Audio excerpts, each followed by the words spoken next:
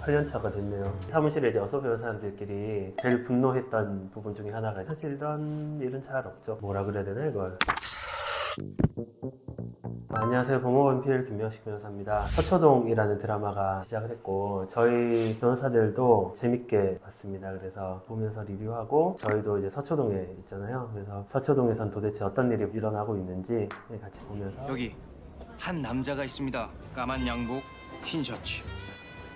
3호선 지하철로 30분 거리의 출근길이지만 3호선을 타면 변호사들을 많이 볼 수 있습니다. 제가 예전에 있던 사무실도 광화문에 있었고 3호선 특히 이제 그 경복궁역에서부터 교대역 사이에는 주인공처럼 말끔하게 차려입은 변호사들이 많습니다. 식당보다 법무법인이 더 많은 서초동 한복판이 그의 일터입니다.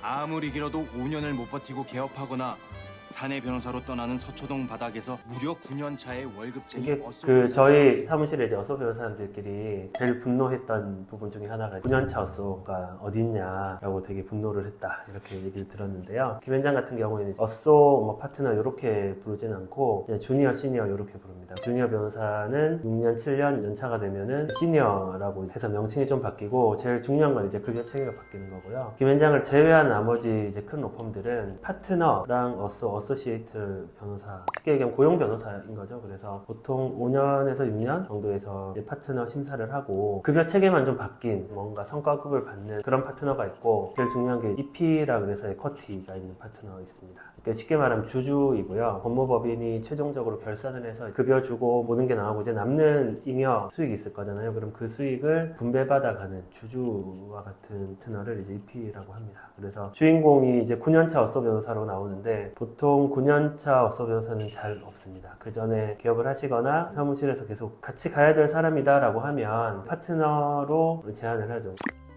네, 슬리퍼는 갈아 신어야죠. 사무실이 되게 좋네요. 그리고 기록도 되게 많고. 하기 싫어. 제일 특이한 게 층마다 서로 다른 로펌이 있고 로펌에 있는 어소 변호사들끼리 늘 같이 밥을 먹고 사실 이런 일은 잘 없죠. 같은 로펌 변호사님들끼리 같이 밥을 먹는 경우는 있어도 저희 어소 변호사님들이 두 가지 이제 포인트가 하나는 9년차 어소가 어디 있냐, 두 번째는 서로 다른 로펌의 어소 변호사들끼리 이렇게 매일 만나서 밥을 먹는 경우가 어디 있냐 뭐 이렇게 좀 저 기록 봉투 옛날에 저렇게 기록을 그러니까 주인공도 옛날 얘기인데 옛날에 이제 기록이 전산화되지 않았을 때는 분홍색 보자기나 금색 보자기에 많이 이렇게 묶어서 다녔어요. 견협에서도 들고 다니기 편한 이제 A4 사이즈의 가방 이렇게 사은품으로 주고 그랬었는데 저는 돈 때문에 이 소송하는 거 아닙니다. 돈 때문에 이 소송하는 거 아닙니다. 뭐 변호사 비용은 얼마나 써도 상관없습니다라고 하시는 분들 중에 돈 얘기 안 하시는 분들 제가 못 봤습니다. 8년 차가 됐네요. 사람이 많이 표정이 그죠? 여러 명의 이런 고객을 만나면서 처음에는 이제 고객의 말을 100% 믿고 감정이입도 하고 그러다가 이제 9년이 지나면서 좀 뭐랄까요? 좀 냉정해지고 고객의 말을 믿지 않는 그런 변호사가 되는 과정을 이렇게 좀 이제 그린 건데. 존경하는 재판장님. 이건 뭐 너무 유명해서 제가 굳이 코멘트를 안 해도 될 것 같긴 한데 존경하는? 재판장님은 그래도 좀 많이 쓰는 말이긴 하고요. 뭐 최후 변론이나 뭐 그런 걸 할 때 특히 이제 형사 변론에서 근데 이런 식으로 나가진 않죠. 그리고 이게 좀 현실성이 없는 게 일단 1년차 변호사가 처음 가서 이렇게 혼자 할 리도 없고 이렇게 보내면 사무실이 잘못된 거죠. 그리고 재판 시간이 다 정해져 있어요. 뭐 10시, 10시 10분, 10시 20분 뭐 그런 식으로 그 10분 안에도 사건이 뭐 2개, 3개 이렇게 지정이 돼 있거든요. 이걸 뒤에서 다 보고 있을 건데 갑자기 나타나서 이제 저렇게 일어나서 뛰어나갈 일은 없다. 작가가 변호사인 걸로 알고 있는데 아마 이게 없다는 걸 이제 강조하기 위해서 넣어놓은 장면 같습니다. 본 변호인은 피고 소송 대리인이시죠? 네, 요거는 저희가 말씀드렸죠. 그 원고 피고, 민사에서는 원고 피고, 그리고 형사에서는 피고인 뭐 이렇게 부른다고 말씀드렸고, 그 다음에 민사에서는 소송 대리인, 그 형사에서는 피고인의 변호인이죠. 그래서 여기서 말씀하시는 거는 본 변호인이라고 하니까 판사님이 야 너는 변호인이 아니고 피고의 대리인이다 라고 지적을 해주시는 장면이고 뭐 이렇게 친절하게 잘 해주시는 장면 좋은 분이네요. 증인을 신청합니다. 증인 신청도 보통은 뭐라 그래야 되나 이걸 이렇게 무섭게 하진 않습니다. 서면으로 제출하세요. 네, 서면으로 제출합니다. 드라마로 변론하는 거 배우지 마세요. 일찍 와서 앞 재판들 보면서 익혀요. 그러니까요. 앞재판을 봐야죠.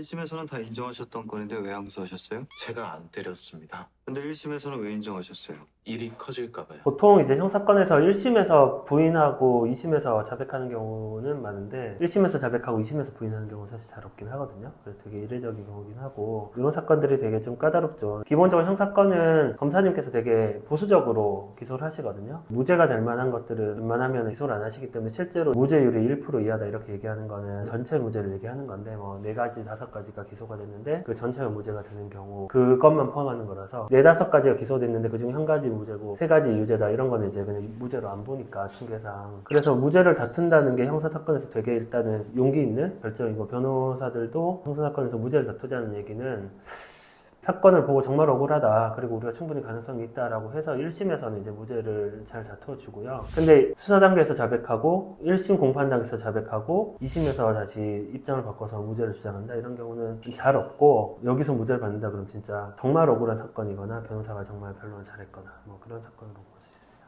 과장이 아니라 거짓말입니다. 실제로 고객들이 저희한테 모든 사실관계를 다 얘기하지는 않습니다. 그래서 저희도 보통 미팅을 할 때 사실관계를 들으면서 저 같은 경우는 더 좀 그렇긴 한데 고객 입장에서 보면은 저 사람이 내 편인가 아닌가라는 생각이 들 정도로 반대되는 이야기도 많이 하고 거기에 대한 뭐 이런 자료들도 요청을 많이 하고요. 항상 사실관계는 크로스 체크하고 확인하고 그렇게 해야 문제가 없습니다. 여기서 보면 또 여기 고증이 잘 된 게 형사법정이랑 민사법정을 딱 이제 구분해서 다르게 촬영하는 것도 되게 현실 고증이 잘 된 것 같습니다. 보면 민사법정은 조금 전에 나왔던 것처럼 그냥 마이크 2개 이렇게 양쪽에 있고 원고 대리인, 피고 대리인 이렇게 앉아가지고 변호사 둘이 나란히 앉아서 이렇게 하는 거고 형사는 중간에 이렇게 일단 뭐랄까요 담이라 그래야 되나요? 이렇게 이게 있어요. 그래서 열고 올라가고 검사님, 여기 피고인, 변호인 그리고 가운데 자리가 하나 있는데 여기는 이제 증인신문이나 할 때 여기 쓰는 자리. 그리고 뭐 모든 법정 드라마가 다 그렇지만 굉장히 재판의 속도가 빠르죠. 실제로는 그렇진 않고 이게 불구속 형사사건인 경우에는 뭐 1년 이상 가는 경우도 많고요. 저희가 작년에 강제추행권 무죄 받았었는데 그 사건이 지금 거의 1년이 됐는데 검사 쪽에서 항소를 해가지고 2심에 가 있는데 아직 2심 기일이 지정이 안 되고 있어요. 그래서 이렇게 빨리 진행은 되지 않는다. 오시는 고객들이 이런 드라마나 영화 때문에 자기 사건이 어느 정도 되냐 최소 그냥 1년은 말씀드리거든요. 제가 1년을 말씀드리면 뭐 되게 놀라시고 1년은 그냥 가죠. 그리고 최종 확정될 때까지 뭐 2, 3년은 다 가기 때문에 현실과 좀 다르긴 한데 이거야 뭐 드라마니까 어쩔 수 없겠죠. 네. 그쵸.